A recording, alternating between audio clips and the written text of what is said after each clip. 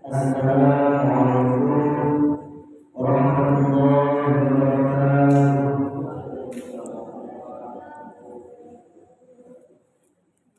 Bismillahirrahmanirrahim. Wassallallahu wasallam ala Rasulillah wa ala alihi wa sahbihi wa man walah. La haula wa la quwwata illa billah.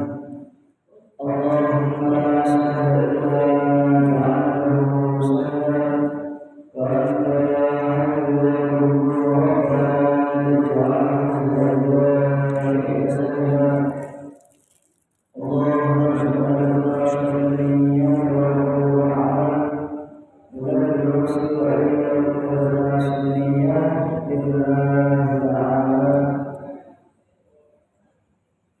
hadirin jamaah seluruh Masjid Jami'ul Ulama yang Allah Subhanahu wa taala.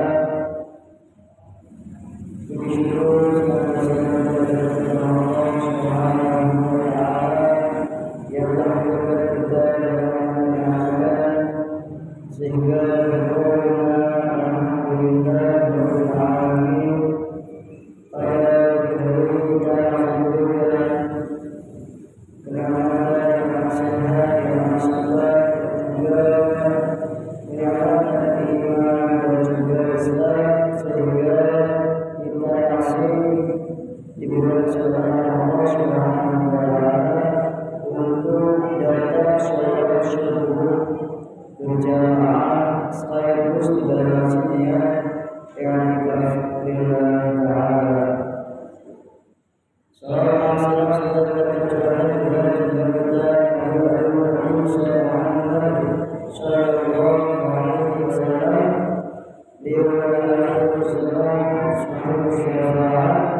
Semoga kita sekalian berdoa beliau yang berdunia dan akhirat mendapatkan syafaat Allah ya rabbal alamin.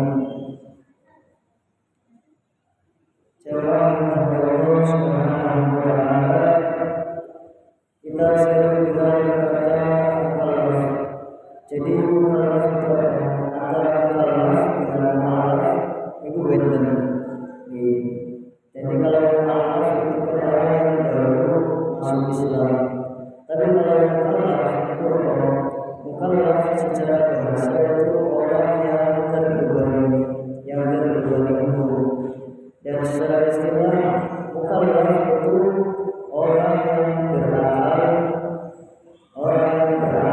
kemudian balik dan telah sampai kepadanya pokok da'watul Islam. Yang pertama orang yang berakal, jadi orang yang gila itu bukan mukallaf.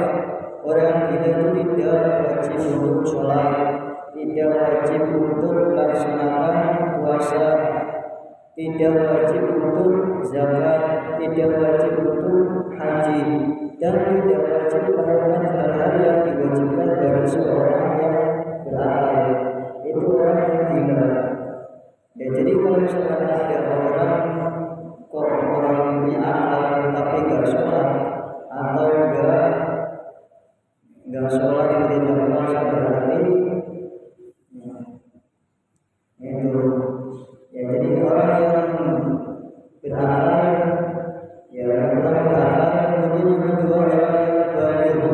Ciri-ciri dari balik itu yang pertama bagi seorang laki-laki itu berumur.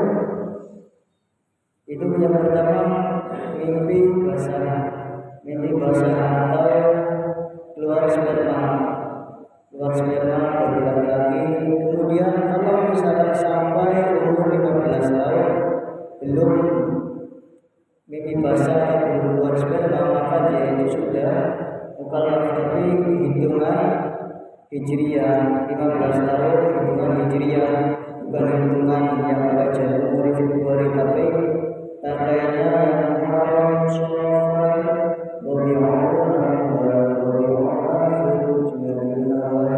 Jumadil Akhir, kemudian Rajab, Sya'ban, Ramadan, Syawal itu katanya hitungan hijriah.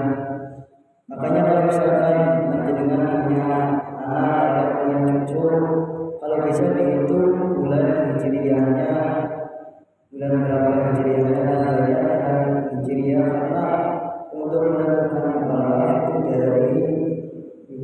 Hijriah. Kemudian kalau bagi seorang perempuan itu yang pertama yaitu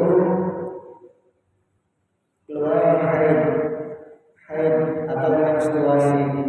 Jadi kalau perempuan yang sudah menstruasi itu sudah balik. Kemudian yang kedua keluar sperma atau misalkan keluar sperma atau belum haid sampai umur 15 tahun, maka dia itu sudah balik. Nah, minimal bagi perempuan keluar darah itu adalah minimalnya umur 9 tahun kurang 15 hari. Jadi misalnya ada perempuan yang keluar darah umurnya 7 tahun, berarti itu bukan darah haid. Atau umurnya 8 tahun keluar darah, berarti bukan darah haid. Ya, intinya pada perempuan salah satu dari 3 tanda. Yang pertama yaitu keluar darah atau menstruasi. Kemudian yang kedua itu ya keluar sperma atau juga keluar sperma. Terus yang ketiga sempurnanya umur 15 tahun. Salah satu dari ketiganya bisa misalnya cuma keluar darah saja, maka sudah dianggap kemudian yang ketiga sampai padanya pokok Islam. Nah, ada beberapa kewajiban bagi seorang mukallaf. Kewajiban bagi seorang mukallaf apabila mukallaf tersebut itu Islam. Apabila Islam, maka yang pertama wajib untuk masuk ke dalam agama Islam. Bagaimana cara masuk ke dalam agama Islam? Yakni kalau agar masuk ke dalam agama Islam dengan cara istighfar, atau bukan dengan cara baca alhamdulillah, atau dengan cara baca alhamdulillah, tapi hanya dengan cara mengucapkan dua kalimat syahadat.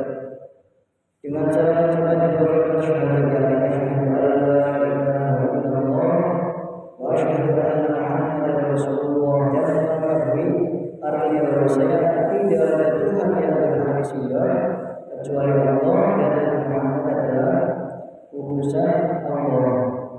Itulah bagi orang mukallaf yang Islam wajib untuk masuk ke dalam agama Islam. Tapi kalau misalnya sudah orang mukallaf itu sudah dalam Islam dari kecil, memang ayahnya orang tuanya sudah Islam, kemudian kan anaknya juga Islam. Saya biasa sini katanya Islam keturunan. Ini kalau dari kecil memang sudah Islam, maka dia itu kalau sudah balik, sudah mukallaf, kewajibannya apa? Tetap dia juga wajib mengucapkan dua kalimat syahadat sehari minimal 5 kali, yaitu untuk apa? Untuk sahnya sholat. Karena kan dalam sehari semalam kita wajib sholat 5 waktu, maka ya, dalam setiap waktu itu kan ada tahiyat, maka dalam sehari semalam wajib minimal baca 5 kali syahadat untuk sahnya sholat bagi seorang mukallaf yang sudah Islam. Kemudian bersyukur fi al-dawam. Kalau orang mukallaf tersebut sudah masuk dalam Islam, kemudian bersyukur fi al-dawam, maka dia harus melengkapi ke dalam agama Islam selamanya jangan boleh sedikit pun untuk niat keluar dari agama Islam, karena Islam itu rahmat bagi seluruh alam. Karena kalau misalkan ada Islam kemudian masuk Islam, maka semua dosanya itu diampuni oleh Allah Subhanahu wa Ta'ala. Asalnya dari Islam kemudian masuk Islam, maka semua dosanya diampuni oleh Allah Subhanahu wa Ta'ala. Wasbutu fi al-tapi dalam agama Islam selama yang boleh sedikit pun untuk berniat untuk keluar dari agama Islam. Kalau misalkan berniat misalkan karena jangan sampai karena sembako atau Islam alhamdulillah hingga menetapi di dalam agama Islam selama ini termasuk kewajiban bagi seorang mukallaf. Kalau ada sedikit pun niat misalkan tahun depan berniat keluar dari agama Islam, maka seketika itu juga bisa keluar dari agama Islam. Karena dalam kitab man azama al-kufri fil mustaqbal kafara fil hal. Orang yang berniat keluar dari agama Islam di masa yang akan datang, maka seketika itu dia keluar dari agama Islam. Makanya kita harus yakin menetapkan dalam agama Islam, jangan sampai terbesit sedikit untuk berniat keluar dari agama Islam.